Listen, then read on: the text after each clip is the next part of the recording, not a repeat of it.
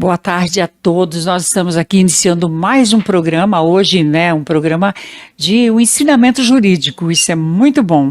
Eu acho que as pessoas que precisam de ouvir qualquer coisa sobre inventário e tem uma aula dessa, com uma pessoa completamente capacitada de nome, eu acho que deve assistir o programa sem perder uma linha do programa. Para isso, nós trouxemos aqui novamente, a pedido dos nossos internautas, e muitas pessoas que perguntaram, fizeram perguntas. Hoje ele vai responder perguntas para os nossos internautas e as perguntas que eu tenho aqui, que a maioria que assistiu realizou pergunta para ele responder hoje. Doutor Francisco, mais uma vez, muito obrigada por estar aqui no nosso programa novamente. E eu gostaria que você falasse um pouquinho da sua trajetória profissional como advogado. Boa tarde, senhora Darcy, boa tarde a todos os presentes, boa tarde a todos os internautas. É uma honra, um prazer estar mais uma vez aqui concedendo uma entrevista à senhora Darcy e, de certo modo, atingir a todos vocês interessados, internautas e, de forma geral, espectadores da TV Mundo. Bom, minha trajetória, eu me formei em Direito na Faculdade de Direito do Largo de São Francisco, que é o Direito USP, onde eu fiz especialização em Direito de Empresas e Direito Tributário, Administração Tributária. Sou procurador do município de São Paulo aposentado. Eu digo fui errado, continuo sendo procurador do município, só que aposentado. E me formei em 1980 e exercito a advocacia desde então. Então essas são rapidamente alguns atributos que eu experimentei na minha vida profissional. Então, doutor Francisco, hoje nós estamos aqui para responder as perguntas que assistiram o seu programa e tem uma série de perguntas para responder. Então, nós vamos direto às perguntas? Pode ir? Pode, espero conseguir responder todas as questões de uma maneira breve e rápida, como nos é pedido aqui na entrevista. Tudo bem. Olha, nós vamos falar agora com a Célia Leal. Ela tem um problema para resolver, não é aqui, quer saber se você resolve problema distante também. Ela tem uma propriedade e essa propriedade está fora de São Paulo, no Nordeste, e ela quer vender a propriedade. Então, você poderia fazer o levantamento de quanto vale essa propriedade para ela colocar em venda e qual o primeiro passo que ela deve fazer, porque parece-me que ela não pagou os impostos ainda. Bem, hoje em dia todos os processos aqui no Brasil são digitalizados, portanto, em princípio, há sim a possibilidade. Quer dizer, agora a avaliação também poderia fazer, mas contatando algum profissional da região. Difícil para mim, que estou em São Paulo, avaliar algum imóvel que esteja no Nordeste. Então teria que me valer da colaboração, da ajuda de algum profissional do local. Aí, então, tá bom. Ela tem outra propriedade que já é terras junto com a herança do pai dela. O pai faleceu e faleceu o pai, faleceu a mãe, faleceu também a outras herdeiras relacionadas aos primeiros, aos legítimos, Então só existe ela e o irmão. Ela queria saber se os cunhados todos têm direito também, quantos filhos, sobrinhos, os cunhados, que não são herdeiros legítimos, têm direito a essa herança, ou essa herança parte dos dois herdeiros legítimos, mais os sobrinhos dos filhos dos pais que morreram já. Bom, Darcy, são falecidos o pai e a mãe dos herdeiros.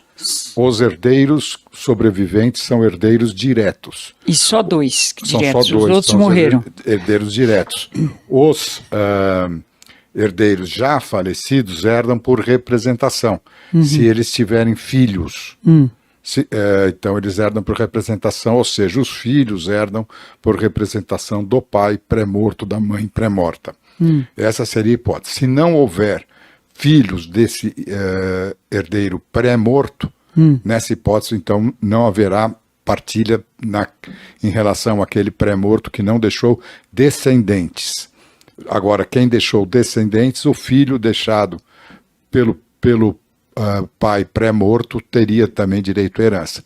Se nenhum dos filhos falecidos, nessa hipótese que você indaga, se nenhum dos filhos tenha deixado outros filhos, netos dos falecidos, então não haverá o que herança do lado deles.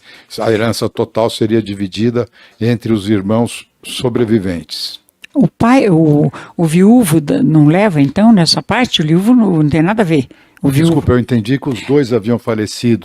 Não, se o viúvo for vivo, permanece. Ficou só o herdeiro. viúvo sem o viúvo é herdeiro, né? Herdeiro. Na seguinte hipótese, se ele não for casado em comunhão de bens, se ele for casado em comunhão de bens, ele não herda, ele é meio. Então ele não herda. Ou então, se ele for casado no regime da separação obrigatória de bens. Nessas duas hipóteses ele não herda. E ele herda, se for o regime da separação parcial de bens, se houver bens individuais. Só bens comuns ele também não herda. Entendi. Então é essa a questão. Então herdaria, em princípio, se houver bens exclusivos da falecida. Entendi. Muito obrigada.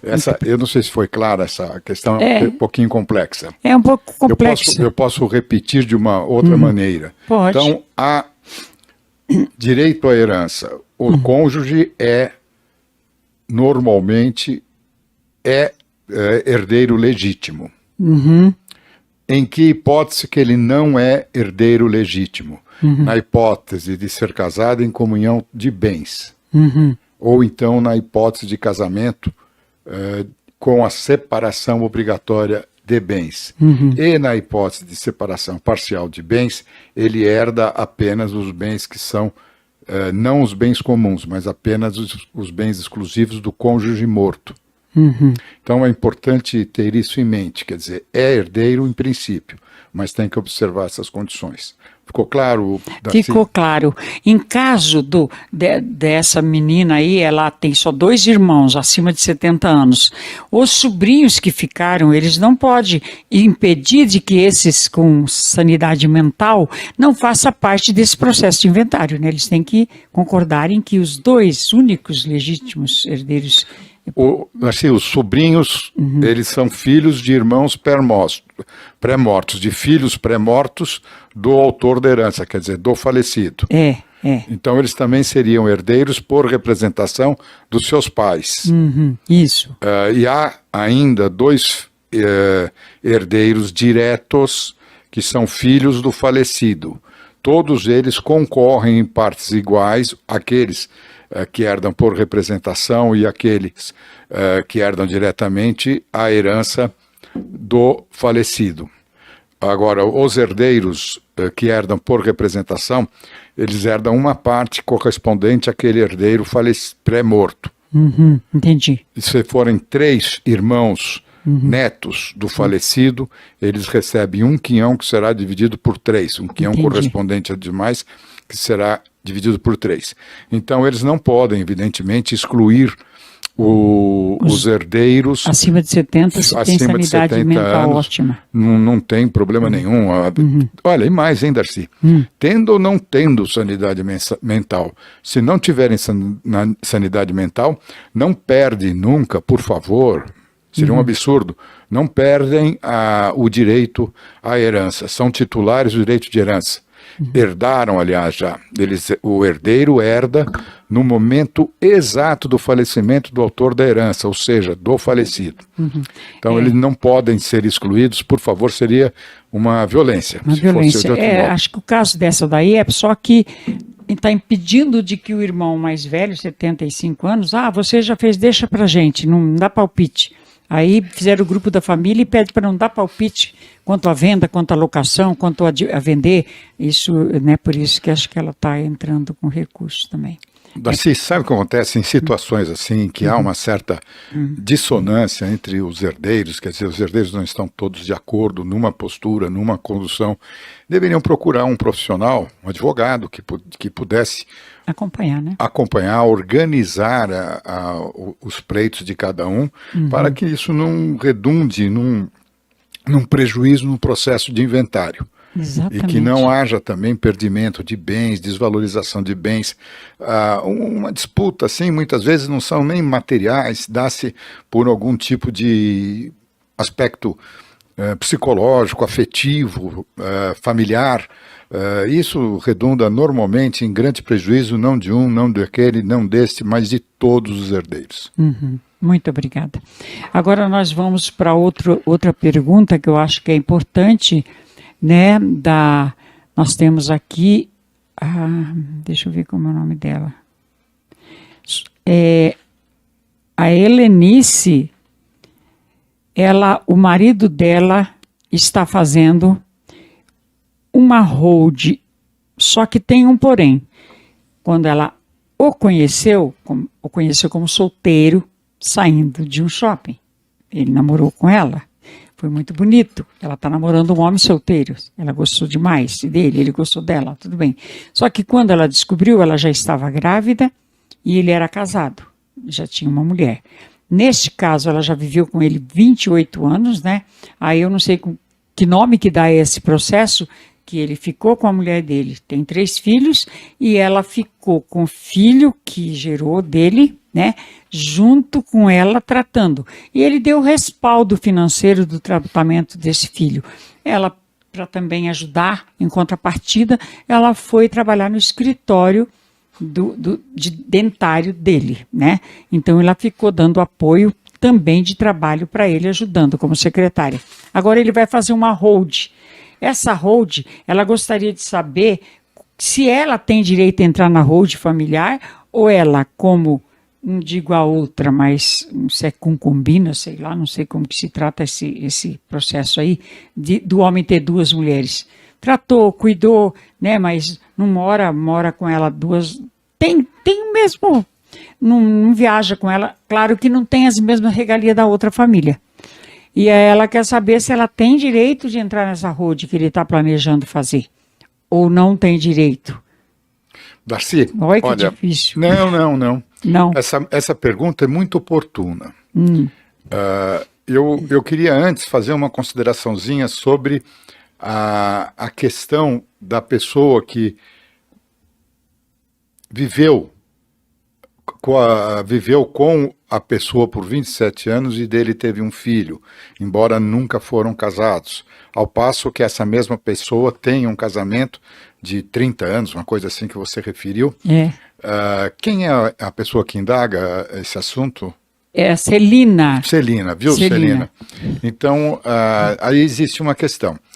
Houve uma discussão, há ainda uma discussão jurisprudencial acerca de como se poderia ser reconhecido o direito à união estável daquela pessoa que é casada no civil com outra pessoa. Quer dizer, a pessoa convive, seria convivente com uma pessoa em situação análoga à união estável, ao mesmo tempo em que ela é casada pelo direito civil com uma outra pessoa. Isso. Houve época que se reconhece, ainda hoje, em algumas circunstâncias específicas, se reconhece a união estável, mesmo que o outro o convivente tenha um casamento civil organizado. A jurisprudência hoje restringe um pouco a possibilidade desse reconhecimento de união estável. E o faz por quê? Porque no Brasil vige o princípio, aliás, da civilização quase, esse princípio, raríssimos países ou culturas não admitem a poligamia. Aqui no Brasil também vige o princípio da monogamia. Então não faria sentido reconhecer a união estável ao mesmo tempo da pessoa que é casada, ao mesmo tempo ficaria em união estável e casada. Então, a partir desse argumento, a jurisprudência começou a entender que não é possível esse reconhecimento.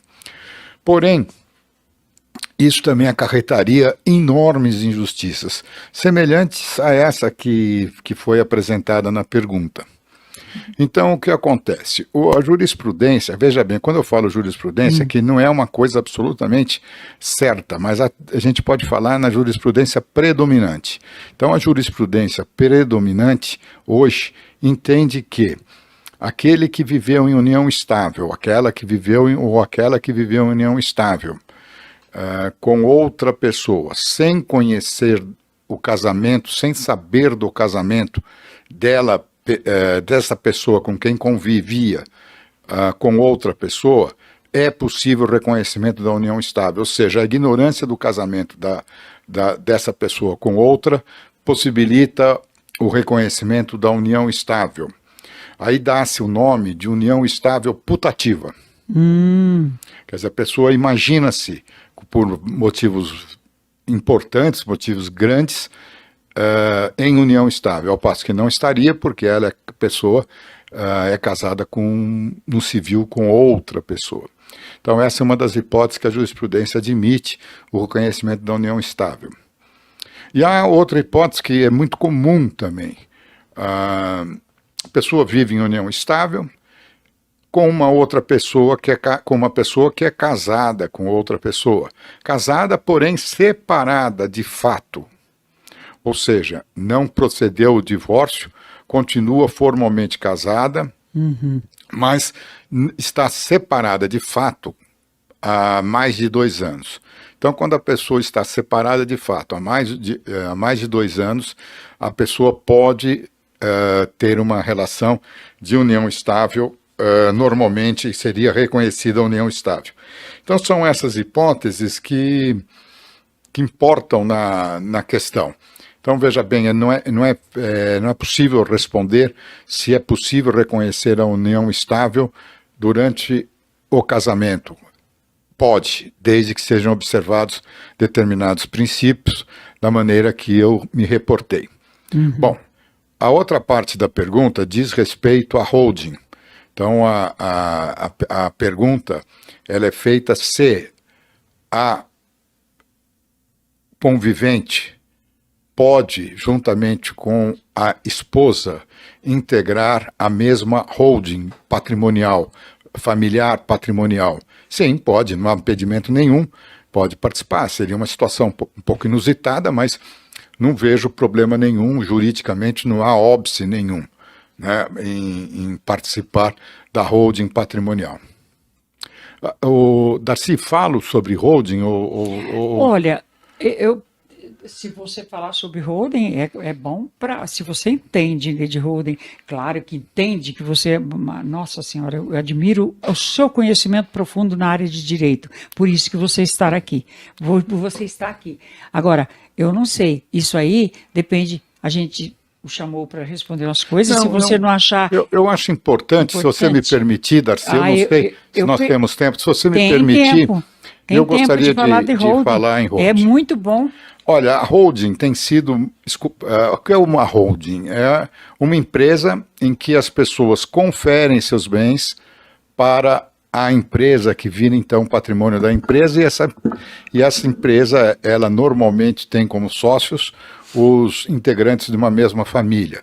Isso é feito muitas vezes para facilitar, em caso de óbito, a transferência do patrimônio. Quer dizer, o patrimônio seria da empresa e os sócios, ou seja, as pessoas da mesma família, seriam os participantes da sociedade, no mais das vezes, cotistas. Então, isso facilitaria, em princípio, sublinho, em princípio, a transferência dos bens.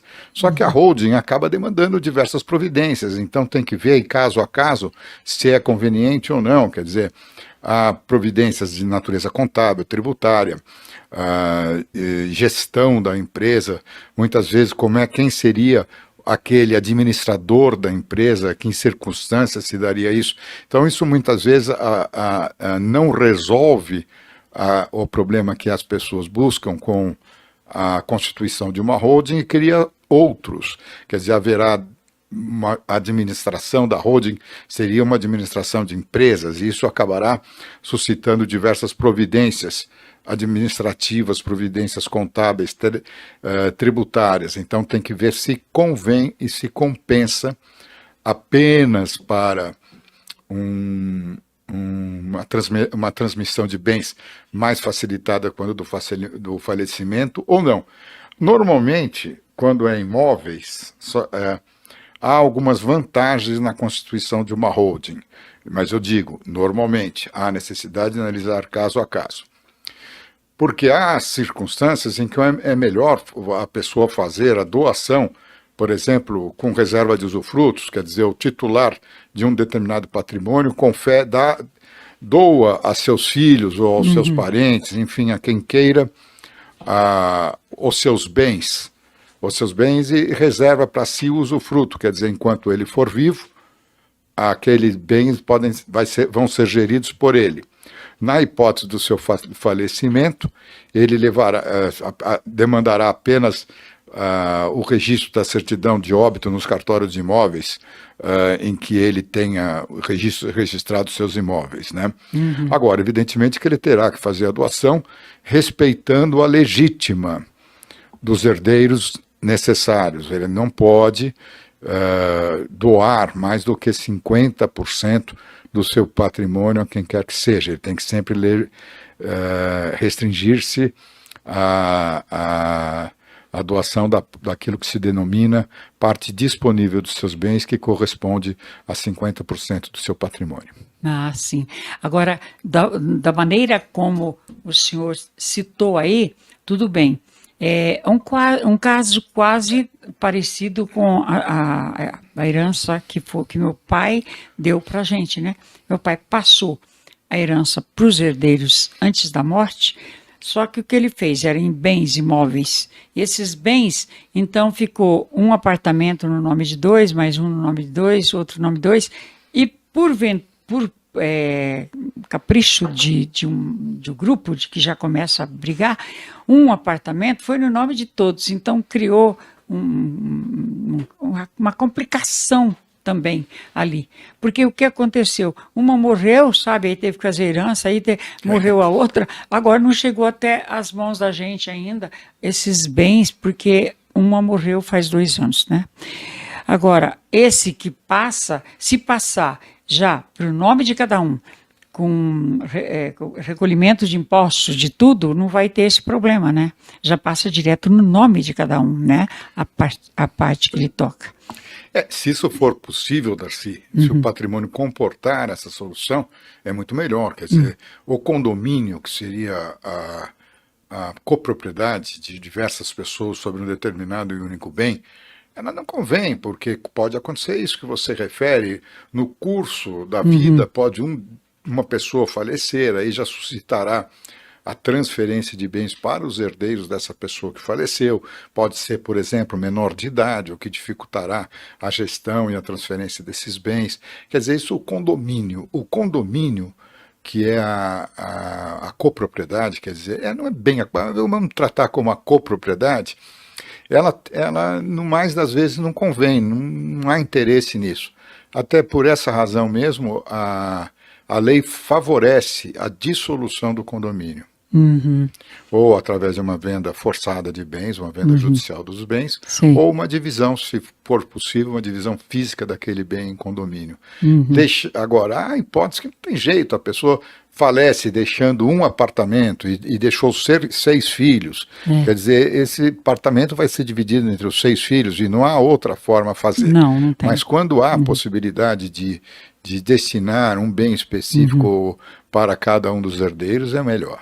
Agora, a hold ainda, mesmo com esse aspecto de herança, que dá um pouco de trabalho, a sua colocação aí refere-se que a holding não é também uma coisa que vai livrar o problema futuro, né?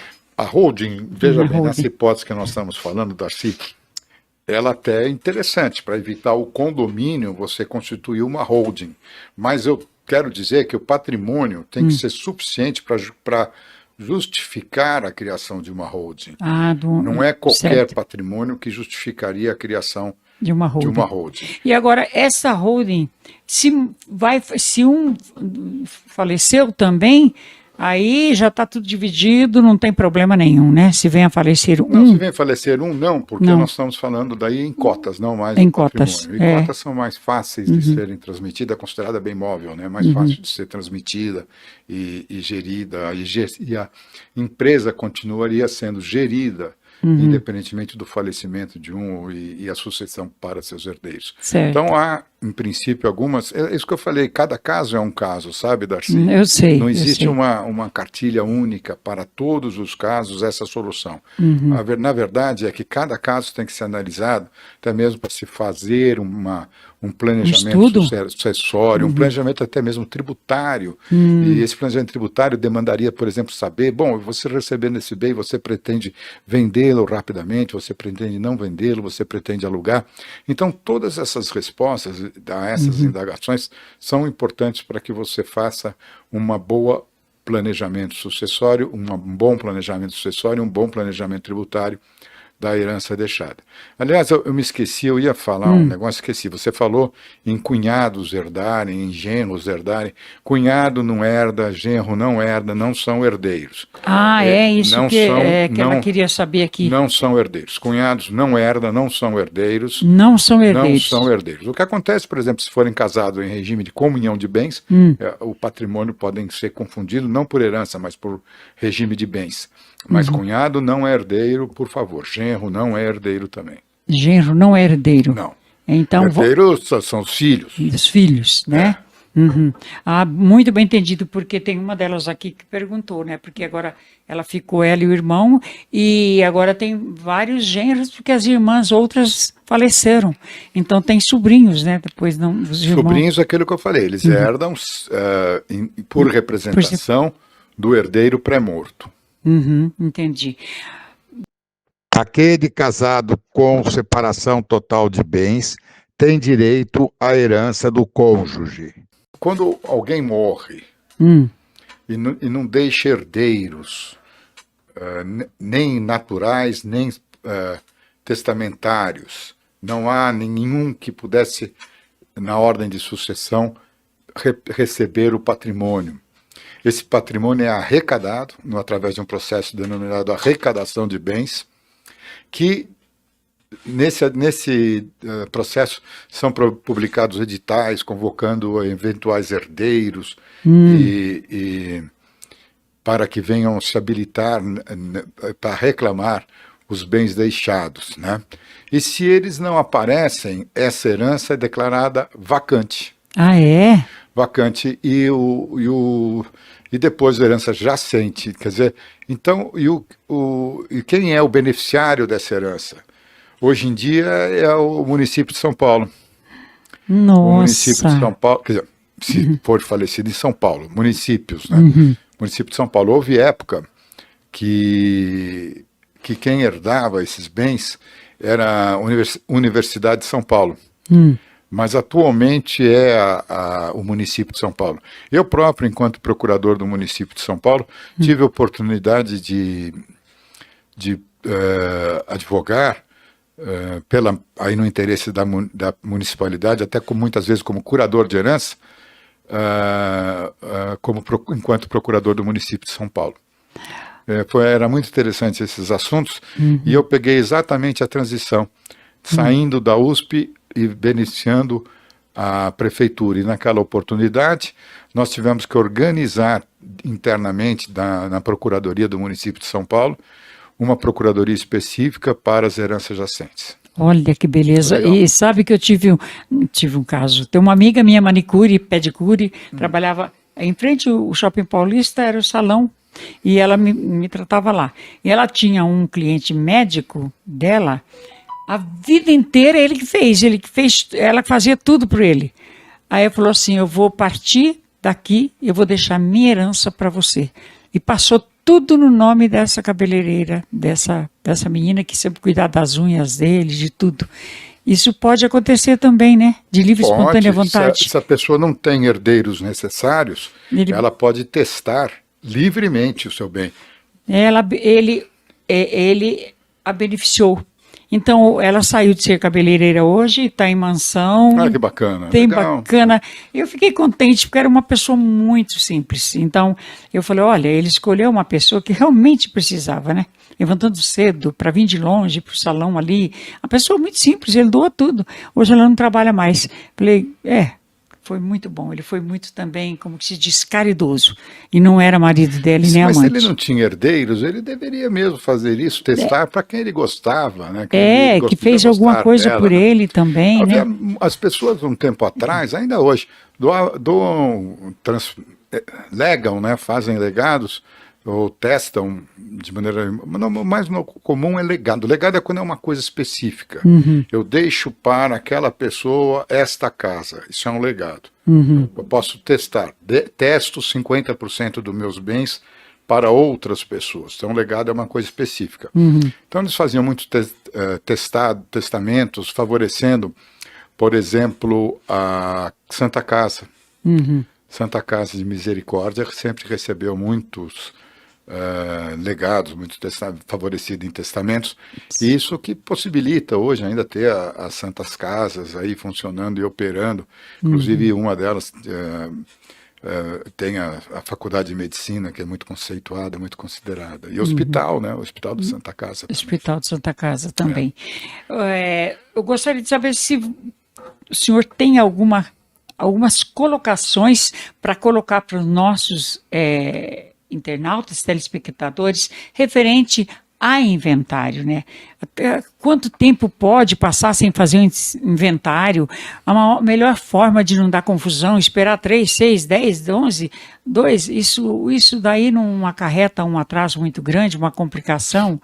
O prazo ideal para se fazer um inventário após a morte do cônjuge ou de um dos, né, como que se diz? Darcy, olha, eu não me lembro de cabeça o artigo, mas há na lei processual uma disposição que diz que o inventário tem que ser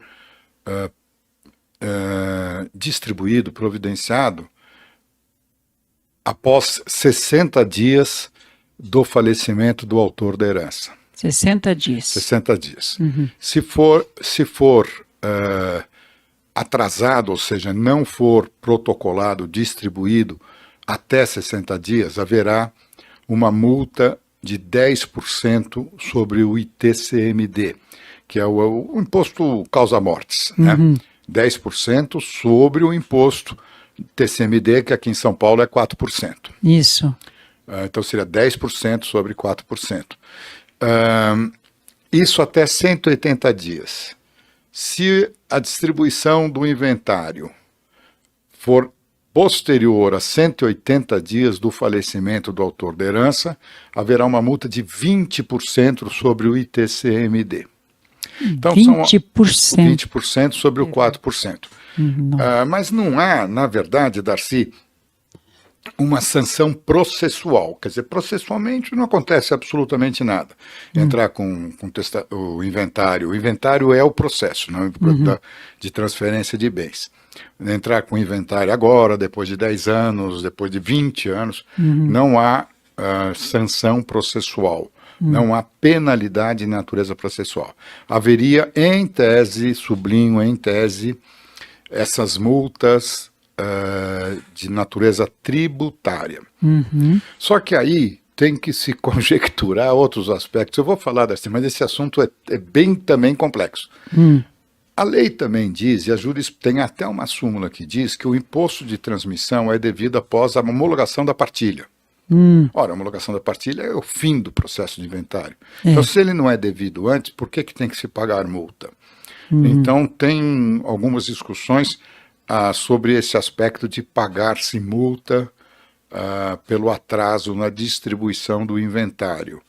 E também na lei do ITCMD fala que tem que ser lavrado o auto de infração, se for pago após a instauração do auto de infração, haverá um desconto de 50%, algo assim, Darcy, realmente eu não me lembro bem de cabeça, mas há algo assim, em termos de vantagem de 50%, mas na verdade nunca lavram o auto de infração, sabe, Darcy? Entendi. Então, são questões que a lei prevê que na prática você quase não vê, Darcy. Não vê. Não vê porque você vai pleitear para o juiz que seja expedida a carta de sentença ou formal de partilha, independentemente de multa. Agora, se esse formal de partilha foi executado agora, você é o juiz, tudo bem. E aí a família deixa rolar, não vai lá e paga imposto, não faz as divisões, fica lá parado, aí tem problema, né? Tem consequência. Darcy, nunca convém, quer dizer, fazer isso, independentemente de sanções, de multas, nunca convém deixar sem proceder absolutamente nada em relação à transferência de bens. Até porque, vou sempre repetir, parece simples, mas tem que ter isso em mente para você deduzir raciocínios. A pessoa herda no momento da morte. É o quê?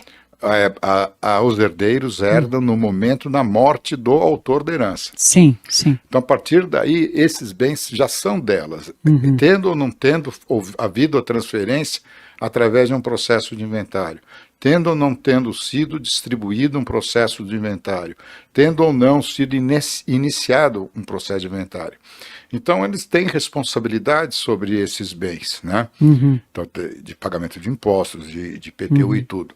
E não convém deixar os bens parados, sem organização, sem tratamento, porque há um perdimento, né? Não há dúvida disso. Complicação, né? Complicações, e depois aquilo, falece outro, daí complica mais, aí vai... Então, na verdade, eu acho que não há motivo que justifique a não